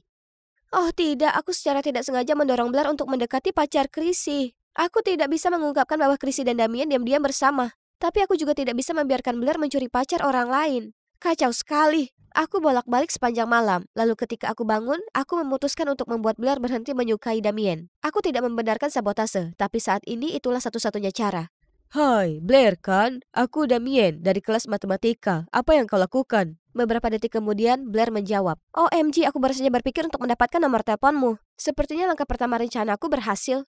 Aku mengirim SMS ke Blair sebagai Damien secara teratur. Aku memastikan dia memiliki 1000 bendera merah. Tapi anehnya, Blair sepertinya malah jatuh cinta padanya. Aku memberinya temperamen yang sangat menantang. Dia bisa mengamuk suatu saat dan menjadi manis di saat berikutnya. Lalu aku memfotoshop selfie Damien menjadi foto kamar tidur yang berantakan lalu mengirimkannya ke Blair. Tentunya dia tidak bisa menerima pria narsis dan berantakan seperti dia. Aku minta maaf Damien, tapi aku harus menyelamatkan keluargaku. Hah? Apa? Dia mengirimkan kembali foto kamarnya yang lebih berantakan dari sebelumnya. Dia selalu menjadi orang yang paling bersih di sini. Aku harus melihat dengan mataku sendiri. Hei, bolehkah aku meminjam alat pengeriting rambutmu? Dan ada apa dengan kamarmu? Memangnya kenapa kalau agak berantakan? Orang yang rapi benar-benar gila. Oke, ini waktunya untuk menjadi pribadi. Blair paling kesal jika penampilannya dikomentari. Jadi ketika dia mengirimi Damien foto selfie, aku tidak menahan diri. Sayang, tidak bisa kamu berpakaian lebih anggun? Dan kamu benar-benar harus menutupi tato jelek itu. Voila, begitulah caramu membangunkan makhluk buas di dalam diri gadis galak ini. Namun keesokan harinya, Blair tampil dengan tampilan yang benar-benar baru. Lebih buruk lagi, dia berjalan langsung ke Damien. Aku harus berpura-pura memiliki keadaan darurat untuk mencegah terjadinya bencana. Setelah itu aku SMS Blair. Aku belum siap untuk memberitahu semua orang tentang hubungan kita. Tolong mengerti sayang, kamu tahu aku menyukaimu. Itu seharusnya menghentikan dia untuk mencoba mendekatinya lagi. Meski begitu, saat makan siang, Blair tidak berhenti mengoceh tentang Damien dan menunjukkan pesannya kepadaku. Bukankah dia kasar sekali? Biasanya kamu tidak membiarkan cowok memerintahkanmu. Tidak, dia hanya berpendapat. Aku setuju. Tidak, dia mengerikan. Aku tidak mengerti kenapa kamu menyukainya. Dia manis, hanya saja kamu tidak mengenalnya seperti aku. Cinta kami rumit, tapi itulah yang membuatnya istimewa. Serius kamu menyebut itu cinta? Apa yang kamu tahu? Baiklah, Nona Guru Cinta, jika kamu benar-benar berpengalaman, jadikan pria itu pacarmu. Sukses dan aku akan melepaskan cinta dalam hidupku. Jika tidak, kulakukan yang ku mau. Apa yang Blair beranikan untuk aku lakukan adalah hal yang mustahil. Orang itu, Adrian, sama populernya dengan Damien. Meskipun Damien adalah orang yang ramah, Adrian dijuluki Jack Frost karena penampilan luarnya yang sedingin es. Rumornya, tidak ada yang pernah melihatnya tersenyum. Menyerah? Seperti yang diharapkan. Kalau begitu minggirlah adikku. Karena tidak tahu harus berbuat apa lagi, aku setuju. Ini untuk Blair, untuk Chrissy, untuk kebahagiaan ayah. Hai, Adrian kan? Kamu luang malam ini? Atau kapanpun? Dia menatapku dengan dingin lalu kembali mengobrol dengan Damien. Tolong, aku hanya mencoba memenangkan taruhan dengan kakakku. Satu senyuman darimu sudah cukup untuk menyelamatkan nasib seluruh keluarga dan menghentikan 2 gadis menjadi tunawisma. Apa kamu bisa? Adrian menatapku aneh, lalu dia tertawa terbahak-bahak dan meraih tanganku. Tentu saja, tidak sabar menunggu kencan kita malam ini. Aku pergi dalam kebingungan, itu benar-benar terjadi begitu saja? Adrian pasti main-main. Tapi tidak, dia benar-benar muncul di depan pintu rumahku malam itu. Ini berarti aku memenangkan taruhannya, bukan? Jadi aku memanggil Blair untuk menunjukkan padanya tapi dia mengabaikannya. Itu tidak membuktikan apapun, bicaralah padaku saat bocah es menyatakan cintanya padamu. Astaga, kurasa ini artinya aku akan berkencan. Ketegangan di sini sangat terasa. Jadi aku memutuskan untuk memecah keheningan yang canggung. Hei, kita mau kemana? Maksudku, ini sebenarnya bukan kencan sungguhan, kan? Ini sungguhan. Kamu yang ngotot. Aku pasti terlihat sangat bingung sehingga dia melanjutkan. Jangan khawatir, aku tidak akan mempermainkanmu. Menurutku kamu akan menyukai tempatnya. Dulu aku mengira dia tidak bisa tersenyum, tapi ternyata dia terlihat lebih manis saat tersenyum. Bioskop drive-thru. Wow, aku pernah melihatnya di film-film lama, tapi aku tidak menyangka bioskop itu masih ada. Jadi, ada apa dengan kakakmu Chrissy? Kamu menyebutkan taruhan? Kamu tahu kalau Chrissy adalah kakakku? Tentu saja, itu bukan rahasia. Lagi pula, aku berteman dengan pacar Chrissy. Jadi, kamu tahu? Ya, tidak ada rahasia antara aku dan Damien. Dan jangan khawatir, aku mendukungnya. Jadi bisa kamu jawab pertanyaanku sekarang? Aku menyukai sisi berbeda dari Adrian, jadi sebelum aku bisa menahan diri, aku memberitahunya bahwa taruhannya bukan pada Chrissy, melainkan pada kakak perempuanku yang lain, Blair. Dan aku memancing Blair sebagai Damien untuk melindungi keluargaku, tapi itu hampir tidak berhasil. Wah, itu intens. Rahasia membuat segalanya menjadi rumit. Hidup pasti akan lebih mudah jika kita bisa menjadi diri kita sendiri. Jadi, kenapa kamu memutuskan untuk berkencan denganku? Tidakkah menurutmu itu aneh? Tidak terlalu. Mengalahkan bagaimana gadis-gadis biasanya mengajakku berkencan. Aku tiba di rumah dengan perasaan berada di langit ketujuh, tapi kemudian aku berjalan melewati kamar Chrissy dan melihatnya kesal. Aku bertanya padanya apa yang terjadi. Damien, dia ingin kita go publik, tapi aku bilang padanya aku belum siap. Aku suka ini bersifat pribadi, dan aku tidak ingin Damien terbuka terhadap reaksi balik dan pengawasan. Tapi dia tidak mengerti, dan mengira aku malu padanya. Oh, Chrissy, sungguh menyebalkan. Beri dia waktu, aku yakin dia akan sadar. Tapi pentas sekolahnya beberapa hari lagi. Bagaimana aku bisa naik panggung dalam keadaan seperti ini? Aku benci melihat Chrissy begitu putus asa seperti ini. Dan aku memikirkan tentang Adrian dan apa yang dia katakan saat kencan kami tentang kejujuran. Aku tidak tahu banyak tentang tekanan ketenaran. Tapi aku tahu bahwa perasaanmu ke Damien itu nyata. Menurutku cinta bukanlah sesuatu yang harus kamu sembunyikan. Kejujuran adalah kebijakan terbaik. Ini mungkin sulit pada awalnya, tapi kalian pasti bisa melewatinya bersama-sama. Sekarang mengenai kasusku, aku juga harus mengikuti saranku sendiri dan mengakhiri sabotaseku sebelum menjadi tidak terkendali. Aku berusaha keras memikirkan cara terbaik untuk menyampaikan hal ini kepada Blair saat kami berjalan ke sekolah keesokan harinya. Setelah ragu-ragu, aku menariknya ke samping sebelum masuk sekolah untuk berbicara. Tepat sebelum aku sampai ke bagian utama, Damien berjalan melewatinya dan anehnya, Blair tidak berbuat banyak bahkan untuk berkedip. Melihat kebingunganku, dia berkata, "Kemarin dia mengabaikan semua pesanku. Kamu benar, aku pantas mendapatkan seseorang yang lebih baik. Apa yang ingin kamu katakan padaku?" Oh, itu, kencanku dengan Adrian sungguh luar biasa. Itu semua terjadi karena kamu. Jadi, terima kasih. Dan maaf tentang Damien. Tidak apa-apa. Aneh, apa kakakku yang jatuh cinta benar-benar menyerah begitu saja? Tapi setidaknya semuanya sudah berakhir sekarang. Dan aku bahkan tidak perlu berterus terang lagi. Hari penampilan Chrissy telah tiba. Aku, Adrian, dan Damien memiliki akses di belakang panggung. Sebenarnya aku di sini untuk mendapatkan dukungan emosional karena Chrissy akan memberitahu semua orang tentang hubungannya dengan Damien. Ini juga merupakan kejutan bagi Damien. Dia hanya berpikir kita di sini untuk melihat Chrissy dengan lebih baik. Dia menghentikan penampilannya dan penonton memujanya. Terima kasih semuanya, terima kasih banyak. Sebenarnya hari ini adalah hari yang istimewa karena aku punya sesuatu. Namun tiba-tiba Blair menyerbu ke atas panggung dan merampas mikrofon Chrissy. Bagaimana kalau menjadikannya lebih istimewa dengan berita terkini ini? Semuanya, dia punya pacar rahasia selama ini. Dia membuat pria malang itu bersembunyi di balik bayang-bayang sehingga dia bisa menjaga citranya tetap bersih. Dia telah berbohong ke kalian semua. Apa dia layak mendapatkan dukungan dari kalian? Blair lari kabur begitu dia selesai. Ejekan mulai datang dari kerumunan. Banyak orang mulai mengomentari situasi ini dengan gaya TMZ yang sebenarnya. Apa ini? VMA 2009? Mustahil! Chrissy-ku diambil? Sementara itu, Chrissy mengalami serangan panik dan membeku di atas panggung. Aku tidak tahu harus berbuat apa, begitu pula Damien. Beruntung Adrian tetap tenang dan meraih walkie-talkie yang terhubung ke telinga Chrissy. Chrissy, dengarkan aku. Di saat seperti ini, hanya ada satu jalan keluar, yaitu menghadapi kebenaran dan menarik kembali narasi yang ada. Aku memandang Adrian dan menyadari sesuatu tentang masalahku sendiri. Lebih lanjutnya nanti. Untuk saat ini, mari kita lihat bagaimana Chrissy menangani ini. Ya, inilah pengungkapan besarku. Ya, aku sedang menjalin hubungan, tetapi aku merahasiakannya karena aku ingin memisahkan kehidupan pribadiku dari kehidupan profesional. Menjadi figur publik sekaligus remaja tidak semudah yang kalian bayangkan. Jadi aku tidak ingin menyeret orang yang kucintai ke dalam kehidupan itu terlalu cepat. Kalau dipikir-pikir, mungkin ini bukan cara terbaik untuk mengatasi hal ini. Aku tidak akan menyembunyikan apapun dari penggemarku lagi, dan mereka yang benar-benar mendukungku tidak akan berbicara buruk tentang keputusanku. Semuanya, aku ingin kalian bertemu Damien, pacarku. Penonton menjadi liar. Oh, ini manis sekali. Tapi aku masih punya satu masalah lagi yang harus dihadapi dengan Blair. Aku mencari kemana-mana dan akhirnya menemukannya bersembunyi di bawah bangku penonton. Blair, ini aku. Ayo keluar. Aku mulai berbicara tentang apa yang baru saja terjadi, tapi Blair tidak mau mendengarnya. Aku tahu segalanya, kamu menipuku karena kamu mengira aku idiot. La. Aku membiarkan dia menyelesaikan kemarahannya dan menenangkan diri. Lalu aku minta maaf dan mengatakan yang sebenarnya. Aku melakukannya hanya karena aku tidak ingin kamu mengejar laki-laki yang sudah punya pacar. Aku tahu aku melakukannya dengan cara yang salah. Tapi aku hanya ingin menjaga keluarga kita tetap bersama. Aku mencintaimu dan tidak ingin lagi berada di tengah kecemburuanmu terhadap Chrissy. Kalau saja kamu memberinya kesempatan. Kamu bisa saja jujur padaku. Ini semua karena kamu lebih memilih Chrissy daripada aku, kan? Tidak, tentu saja tidak. Aku hanya ingin melindungimu dan agar tidak ada lagi konflik antara kamu dan Chrissy. Aku minta maaf. Mohon maafkan aku. Sebenarnya aku tidak iri pada Chrissy karena dia terkenal dan cantik. Semua sebenarnya karena kalian sangat dekat. Kita dulu sedekat itu ketika orang tua kita bercerai dan sekarang sepertinya aku telah digantikan. Kejujuran Blair menyentuh perasaanku. Aku memeluknya erat-erat, tapi kemudian aku menyadari bahwa kami tidak sendirian. Sebenarnya aku iri padamu, Blair. Kiernan selalu membicarakan tentangmu dan aku merasa meskipun kami dekat, aku tidak dapat bersaing dengan saudara perempuannya. Oh, jadi ketegangan di antara mereka bukan hanya karena laki-laki, tapi sebenarnya karena aku. Bagiku kalian berdua adalah kakakku yang sebenarnya dan aku sangat mencintai kalian. Ayo pelukan saudara perempuan. Oh, ngomong-ngomong, bagaimana kamu tahu kalau aku berpura-pura menjadi Damien? Aku mendengar percakapanmu dengan Chrissy. Tidak perlu banyak menggali untuk mengetahui bahwa kamulah yang mengirimiku pesan, bukan Damien yang sebenarnya. Sementara kita melakukannya, aku merasa khawatir kamu masih menyukainya, bahkan setelah semua tanda bahaya itu. Nanti biar aku periksa cowok yang kamu suka terlebih dahulu. Kamu terlalu mudah dibutakan oleh ketampanan. Ya ampun, itu sebabnya kita perempuan harus tetap bersatu, terutama jika menyangkut laki-laki.